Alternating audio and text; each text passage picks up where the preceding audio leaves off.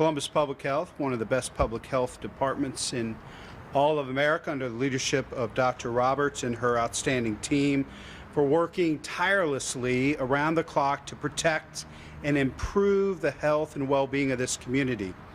And to all of our healthcare providers and first responders who are on the front lines and making incredible sacrifices each and every day, including the doctors represented here, Joseph Gastaldo from Ohio Health, Nicholas Kritsulis from Mount Carmel, Dr. Rustin Morse from Nationwide Children's Hospital, Dr. Andy Thomas from the Wexner Medical Center. I'd also like to thank everyone in Columbus and Franklin County and Central Ohio who has already been vaccinated against COVID-19.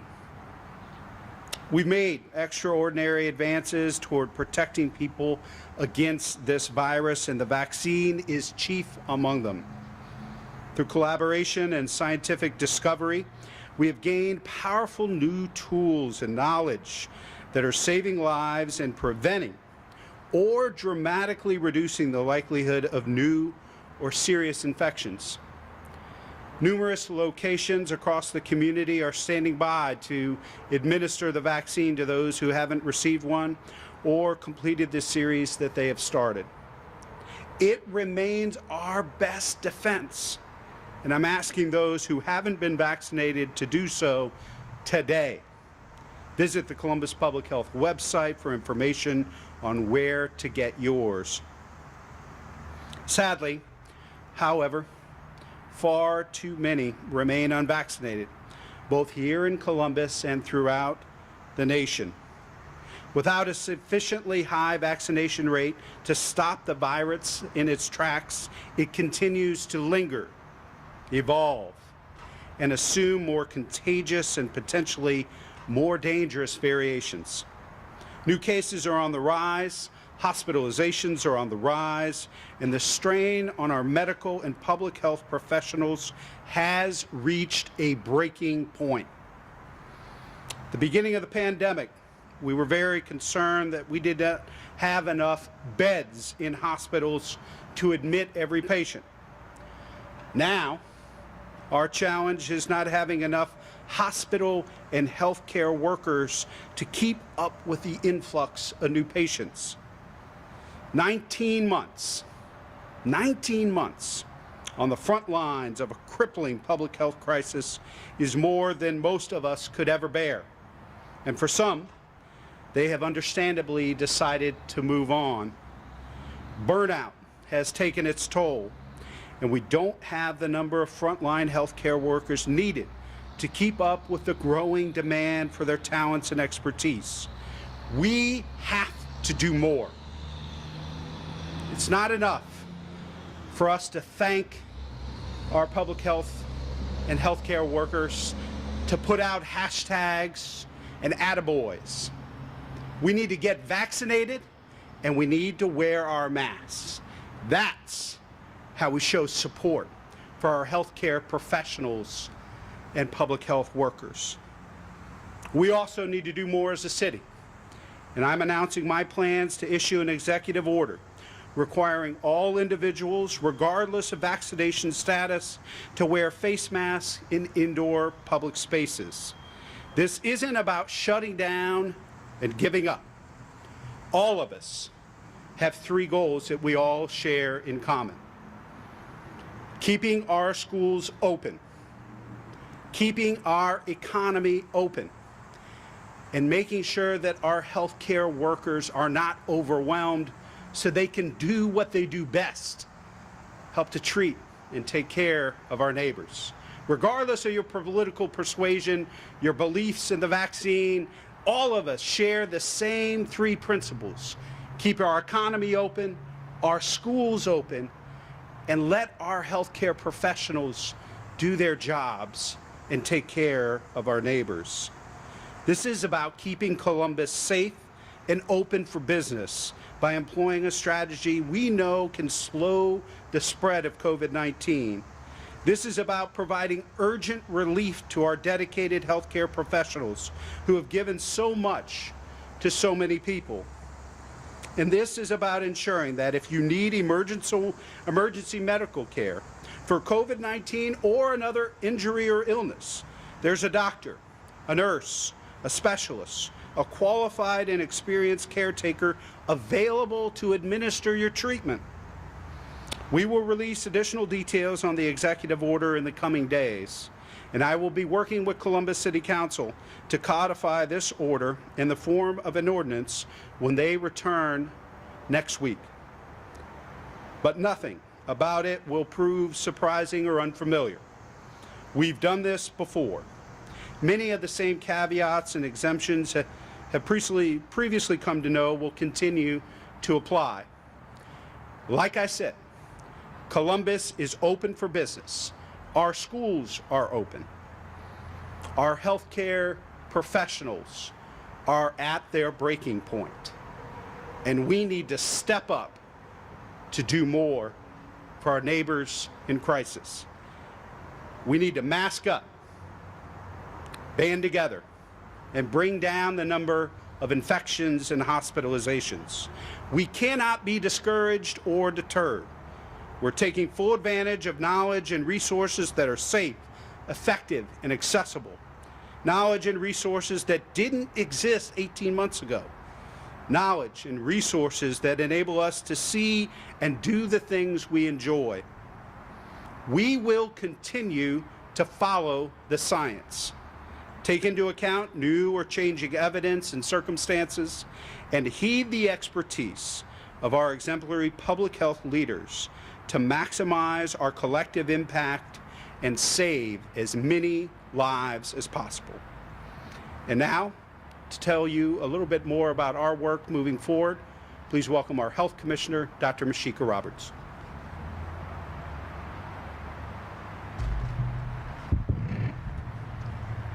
Thank you, Mayor Ginther, and good afternoon to everyone.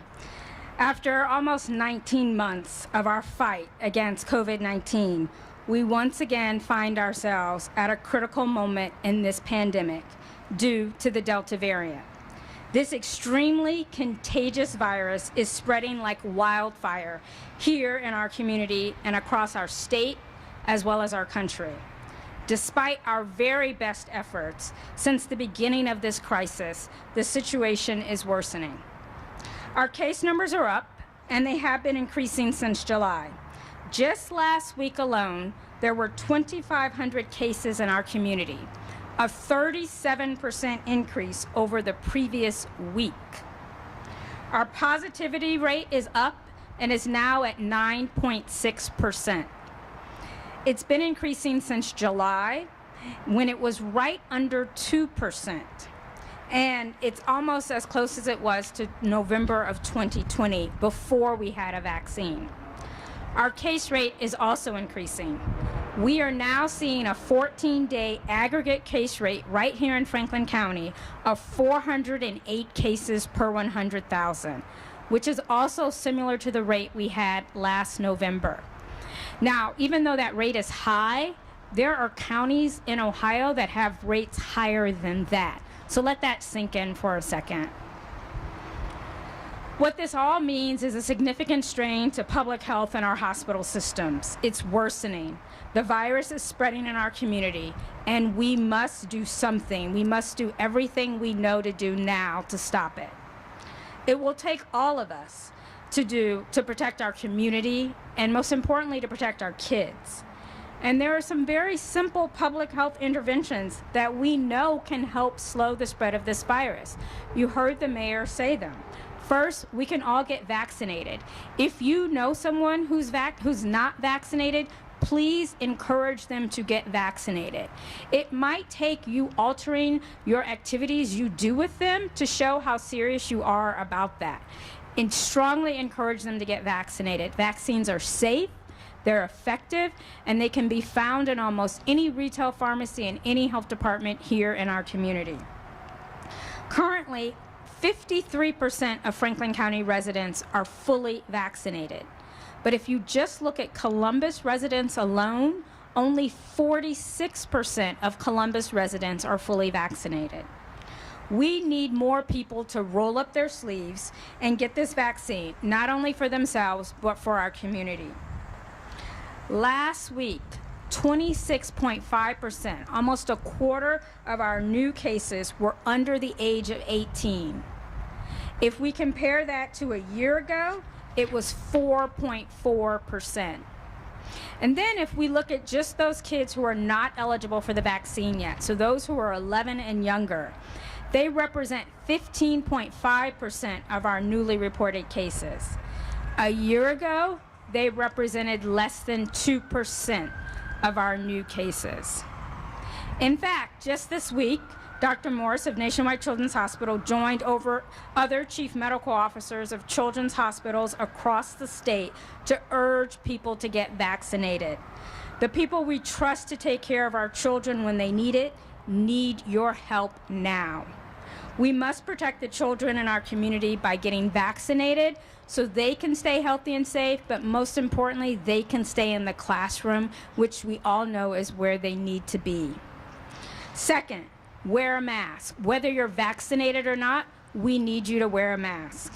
Masks are a simple way to protect yourselves and others, and I am so grateful for the mayor's executive order on masks, which will help ensure that this simple public health measure is in place when people go indoors. It's important to remember that there are people with COVID who never get sick. They never have any symptoms. They would never know they were sick, nor the people spending time with them. They might have very mild symptoms and just think it's allergies or they didn't get enough sleep. But they can be spreading this virus to others even though they're vaccinated. And then we know there are people in our community that are high risk for complication, whether they have underlying health conditions, whether it's because of their age, and we want to keep them healthy and safe too. So that's why we wear our mask. In addition to the vaccine, in addition to the face coverings, those are some of the best tools we have to combat this pandemic. So we have to do everything we can as a community to work together, to band together, to make sure we keep our economy going, we keep our kids in school, and we keep our hospitals open and available for those unexpected health issues like heart attacks and strokes. And third, we should be very mindful about avoiding large gatherings, especially when they're inside. And then when they are inside, we're all going to be wearing a mask now, so that's the important thing. Finally, whenever you can, you should maintain social distancing, just like we're doing here on stage today, trying to stay at least 6 feet apart. But if you have that mask on, we can get down to 3 feet apart. The bottom line is we have to use every tool we have in the toolbox to help us combat this pandemic. We know what they are. Get vaccinated, wear a mask, avoid those large gatherings, especially indoors. And so I want you to hear from our hospitals and what they're experiencing. So I'm going to invite Dr. Andrew Thomas, the Chief Medical Officer at OSU Wexner Medical Center, and also our Zone 2 lead, to tell you a little bit about what our hospitals are experiencing. Thank you.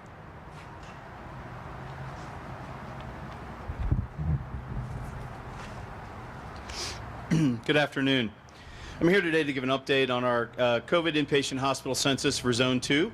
That represents over 40 hospitals and health systems across 37 counties in Central Ohio, South Central Ohio, and Southeastern Ohio. The leaders of our local hospitals have been highlighting this issue for the past few weeks, but simply our COVID numbers continue to grow quickly. Our highest day for the active COVID inpatient census for our zone was back in December of 2020 at 1,200 patients. Just over 10 days ago, on Sunday the 29th of August, we crossed 600 patients with active COVID in the hospital in our zone.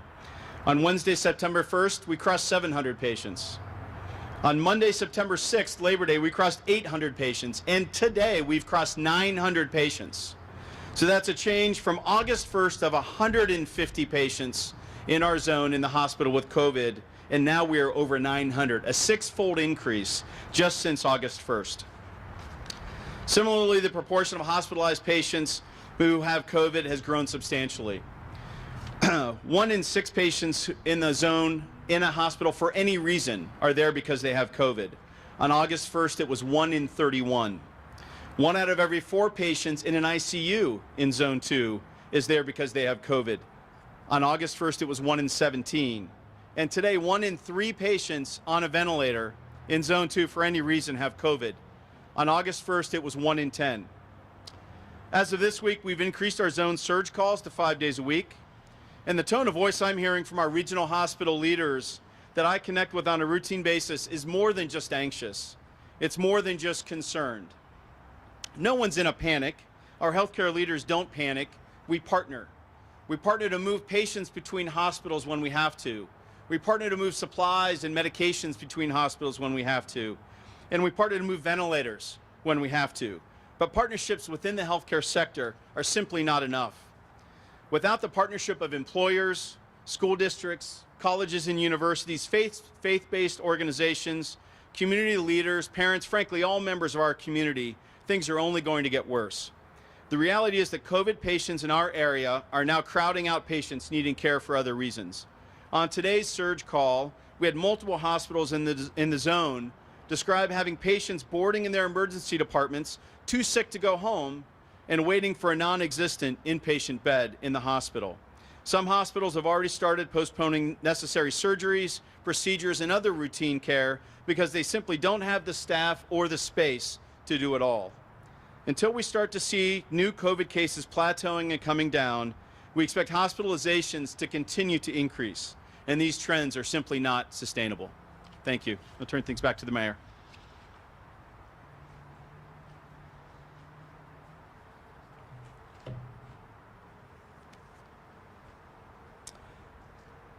Thank you to Dr. Thomas, and thank you to all of these outstanding healthcare professionals and their teams at their respective health systems and at the Department of Public Health. Although we are still in the earliest days of this pandemic's latest chapter, I know that you will all mask up to protect our neighbors. You did it before. We can do it again. I also know that this is not ideal. I get it. I relished for several weeks the ability to move out and about once I was vaccinated without a mask. But we're in a different place. What Dr. Thomas and Dr. Roberts and their colleagues have shared with us is that we're at a critical place battling this pandemic in this community. We all need to step up and do our part to protect ourselves and our neighbors, and continue to reinforce to everyone in this community, those that have been vaccinated and those that have not. If we're all committed to keeping schools open and kids in the classroom, keeping our economy open, and allowing our healthcare professionals to treat our neighbors in need, we have to get vaccinated and we have to wear our masks. We know, based on our history and work together, we can do this. We've done it before. The sooner we take action and the more of us who do, the greater and more immediate our impact will be. Be happy to take any questions, or if there are questions for the doctors behind me. Luann?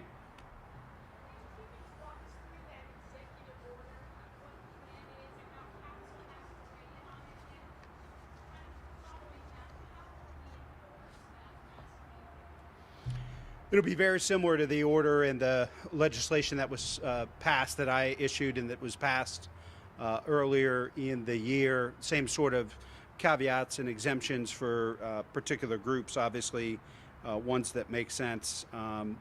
So it'll be very similar to that. There won't be much change at all. We'll have a copy of it. It's being reviewed by the City Attorney's Office right now, and we'll share that within the next day or two with the public when that's signed. As far as enforcement, I'll let Dr. Roberts speak a little bit to that. I think it will be complaint-based, and those investigations and enforcement will be done in partnership with public health if the legislation that we're asking council to consider on Monday mirrors what they passed before. Dr. Roberts? No, the executive order, once I sign that on Friday, it will go into effect. I've asked council to take legislative action on Monday as well. We believe that that will send the strongest message, that you have both the executive branch and the legislative branch taking action. And my guess is there might very well people be people out there that are looking to challenge it.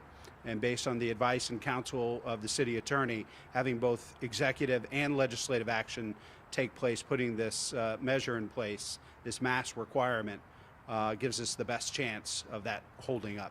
Dr. Roberts? In terms of enforcement, once the legislation is passed, Columbus Public Health will enforce it just like we did previously. Our sanitarians will go out. It'll be complaint driven. So as we get complaints that come into 311, we will follow up with those complaints. There'll be a penalty. First there'll be a warning, then there'll be a $500 fine, and then there'll be a $1,000 fine for the third offense. Yes.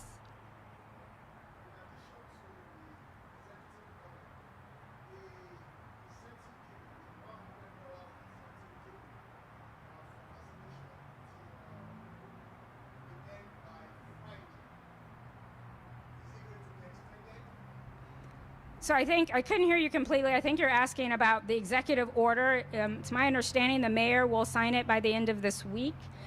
Oh, sorry, the incentives. Okay.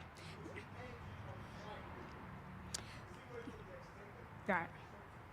Yeah. Sorry, thank you. That's a great question. So yes, our $100 Vax Cash Card incentive program is set to expire this Friday.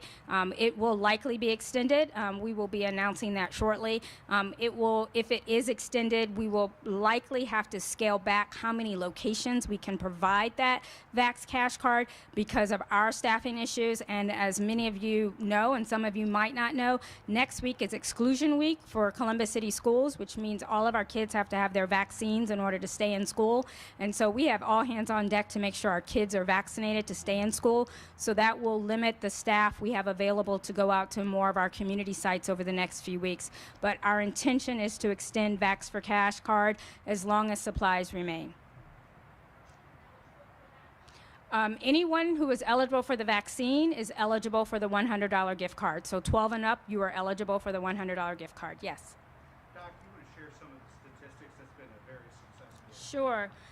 So the mayor asked me to share some of our statistics about our Vax for Cash Card campaign.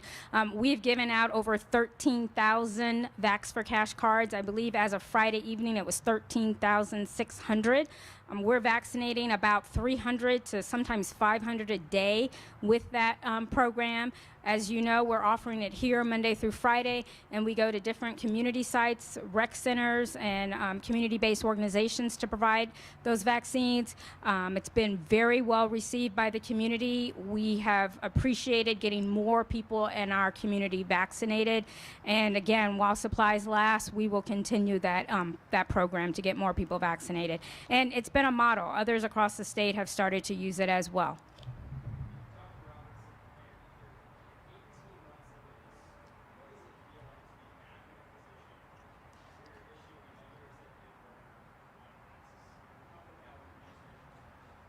I'll let the mayor go first since you talked about the executive order. Well, I think if you and I are tired, think about the nurses and the doctors and the public health workers, the colleagues of Dr. Roberts. You know, and we've spoken about the toll this has taken on our healthcare community. We used to talk about beds, now we're talking about people, the ability to care for our neighbors who are in crisis and need that acute care. I tell you what, I'm inspired by the number of folks who have stepped up, raised their hand, and gotten their vaccination. I'm inspired by the set of scientists and the medical providers that gave us the greatest tool to fight a pandemic, the likes of which we have not seen for over 100 years. They've given us that power. They have put the vaccine in our hands. So there's really only one thing we need to do. Well, actually two if you're not vaccinated. But if you're vaccinated, wear a mask. That's all we're asking. That's the only sacrifice we're asking people to make, is to wear a mask. And if you haven't gotten vaccinated, get vaccinated and wear your mask. We can do this. We've done it before. We know the path forward. Follow the science. Keep our economy open. Keep our kids in school. And let our healthcare professionals treat and care for our neighbors. We can do this. Doc? I'll be honest with you, Eric. It's very frustrating. In some ways, I feel like I failed my staff. Back in March of 2020, I had my staff all hands on deck to respond to this pandemic, and they did that for the good part of a year. We put many of our programs aside, and just about April and May of this year, they got to go back to some of their regular duties. And if I could take pictures of their faces when I told them I needed them to go back to responding to this pandemic, I really felt like I let them down. And I think the most frustrating part for me is I don't know when to tell them it's going to be over. I wish I could say, let's just get through this year, let's get through Christmas, and things will get better. But I don't have the answer to that. And I think that's what's frustrating them more. And I think you're going to find that same thing with our hospital workers, is when will this end? They just don't see an end in sight for them. I mean, for you all and for most people, it's about going about your life and having, some issues because you have to wear a mask, or you're frustrated because some people aren't getting vaccinated. But for them, that's their life, and then they have to come to work and deal with it at the same time. So it's a double whammy for those of us in public health and in healthcare. Any other perspectives from health systems about? You guys want to talk about your staff?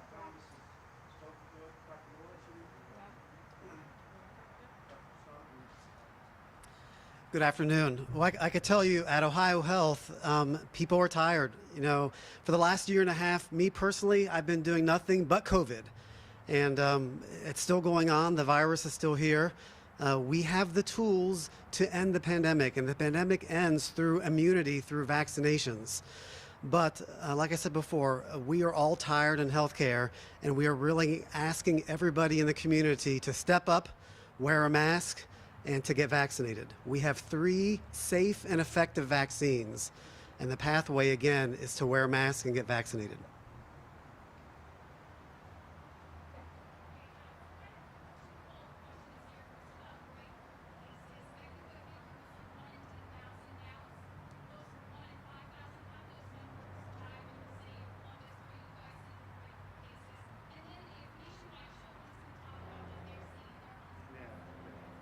Sure. Well, I'll talk a little bit about breakthrough cases. I think most of you know that is not something that's reported to us.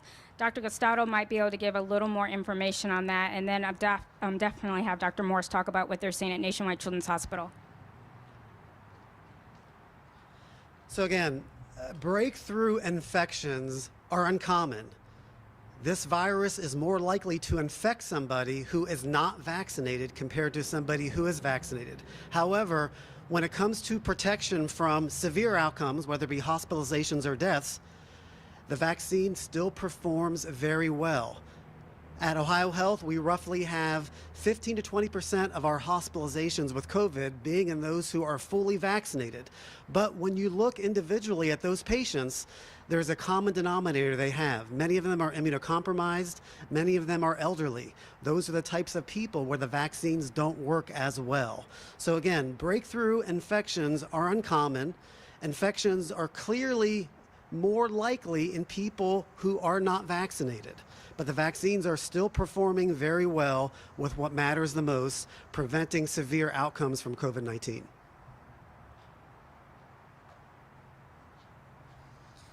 Good afternoon. So I'll speak about Nationwide Children's and Pediatrics in general, because it really is a broader issue than just the hospital. So this surge is different this time for us from a pediatric perspective. We are seeing at the same time a Delta surge from COVID. We're having unprecedented winter viruses, specifically respiratory syncytial virus or RSV, surging at the same time. That's a virus that we typically see in the middle of winter, not here in late summer, early fall. So the pediatric practices, as well as the hospital, are really quite overrun with patients, sick children, both from COVID symptoms as well as respiratory syncytial virus, and the common other illnesses that children just get, especially as they return to school. Which is why it is so critically important that if you're eligible to be vaccinated, you get vaccinated, and why it's important to mask up, especially in schools, if we want to keep our children in school this academic year. So at the hospital specifically, our emergency departments and urgent care centers are seeing record volumes that are higher than we typically see during a busy winter season. season, excuse me. And last year earlier in the pandemic with COVID, I would say repeatedly, this is not really impacting children the same way from a health perspective. It's impacting them from a school perspective and a behavioral health perspective. Now we have to add in, it is impacting them from a health perspective. We currently have 25 children admitted at Nationwide Children's Hospital. 22 of those, so 88%, are symptomatic with COVID, meaning they're there because they have COVID symptoms. 10 of those are in the intensive care unit. 5 of those children, as of this morning, have breathing tubes in their throat breathing for them. So this is a significant and severe illness for children now in a fashion that it was never like it before. So we're seeing that. We have 9 children in the hospital who are of age to be vaccinated and are symptomatic. None of those 9 children are vaccinated. We know that the vaccine is helpful against keeping children and adults out of the hospital and out of the intensive care unit. So we have 9 children who are of the age to be vaccinated, none of whom are vaccinated, and they're all symptomatic in our hospital. My ask to the parents in the community, besides encouraging your children to wear their masks in school, is if your child needs to be tested because they were exposed to COVID from a school and their school is insisting that they be tested for COVID, do not come to the emergency department or our urgent cares for testing. Go to the Ohio Department of Health or Columbus Public Health websites and get tested externally or contact your pediatrician. We do not have the capacity to have children showing up who are asymptomatic coming in just to be tested for COVID. As the mayor and others have stated, our staff are tired. They're working tirelessly to help take care of all the children who are coming to the hospital that need to have care. And frankly, the volumes are almost overwhelming in the emergency department and in the urgent care centers. So we need to keep those who are just coming in for asymptomatic testing out of the emergency department and out of the urgent care.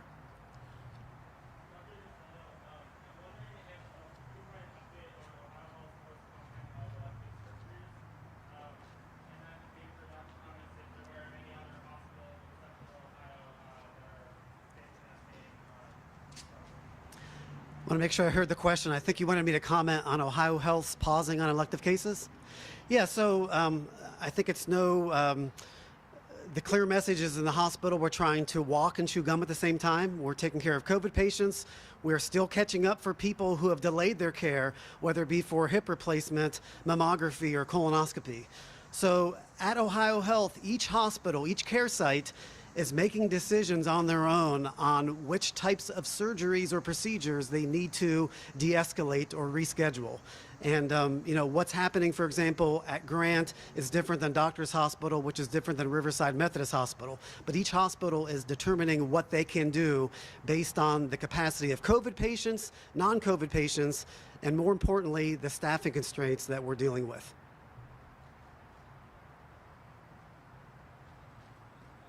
I believe your question was about the other hospitals in the zone.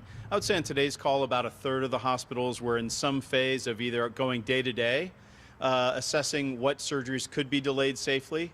But I think every hospital is realizing that at some point, if the numbers continue, they need to be assessing the situation and potentially making those difficult decisions.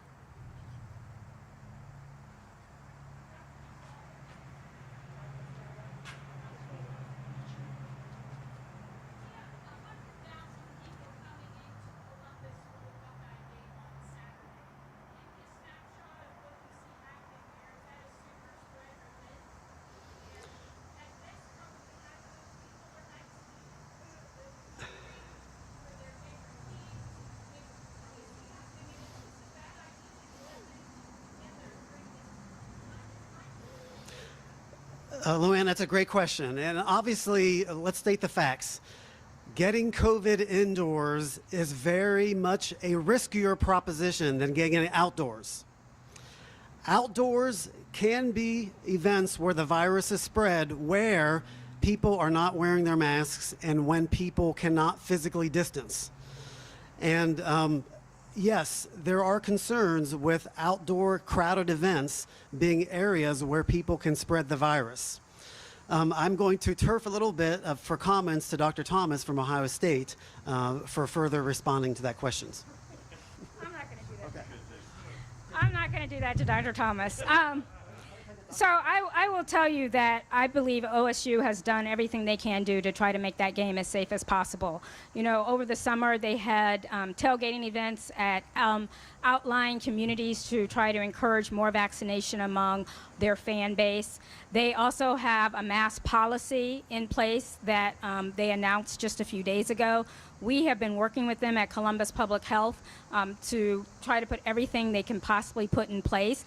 And I will also say, you know, that here in the state of Ohio, they are consistent with all other football games and outdoor sporting events that we have across the state. And so I commend them for what they're doing. I actually think they're doing more than some of our professional teams are doing. They're encouraging mask wearing outside in the stadium, and they're mandating masks inside. And so people understand what the risk is of going to that type of event and have chosen to partake in that, as well as many other outdoor events we have across town.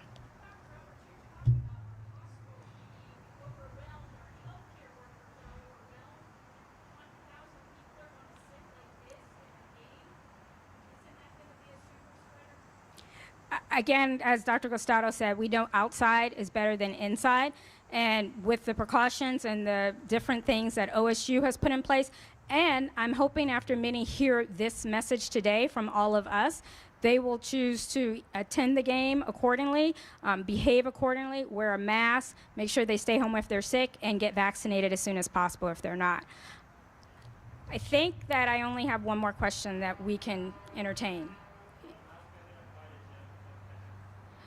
Will the mask mandate apply to gyms and fitness facilities? Just like before, it will, as long as you're not partaking in strenuous activity, strenuous exercise, you would be expected to wear a mask. So what does that mean? As you walk into a gym, you'd be expected to wear a mask. As you're on a machine or as you're actively lifting weights, you would not be expected to wear a mask, but walking in and out, you would, and even moving from one machine to another, you would be expected to wear a mask.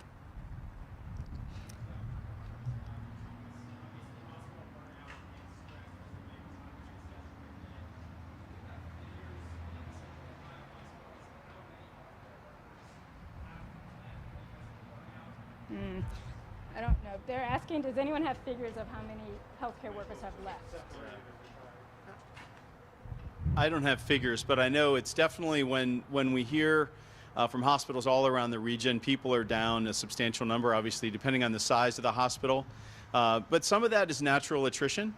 Some of that is people that, as Mayor Ginther described, that were maybe towards the end of their career, and this has just been too taxing for them. And then other people have just made personal decisions for a lot of very good personal reasons. So maybe their own health was a concern. So it's definitely a significant number at a hospital the size of one of our hospitals in Central Ohio. It would be along the lines of hundreds of people.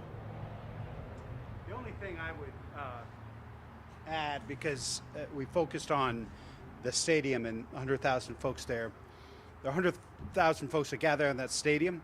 There are several other 100,000 folks that gather throughout this community in bars and restaurants and home parties and want to focus on that just as much. We want folks wearing their masks at the game on Saturday and large gatherings into the future where they can't maintain social distancing.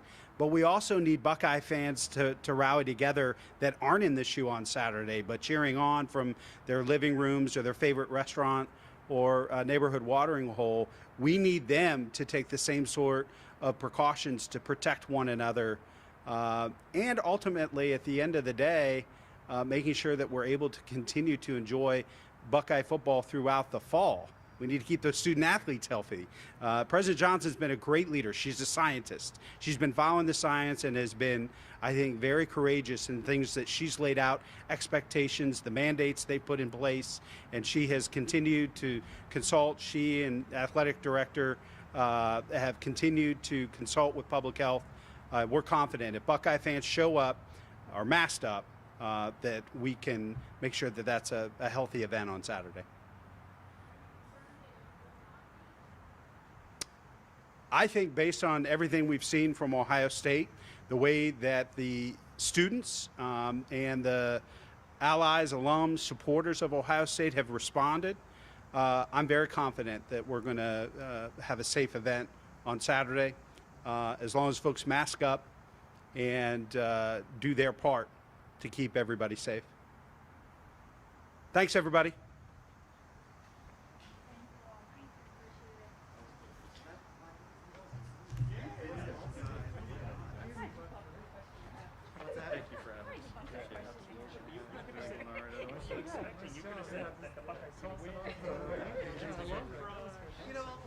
Well done.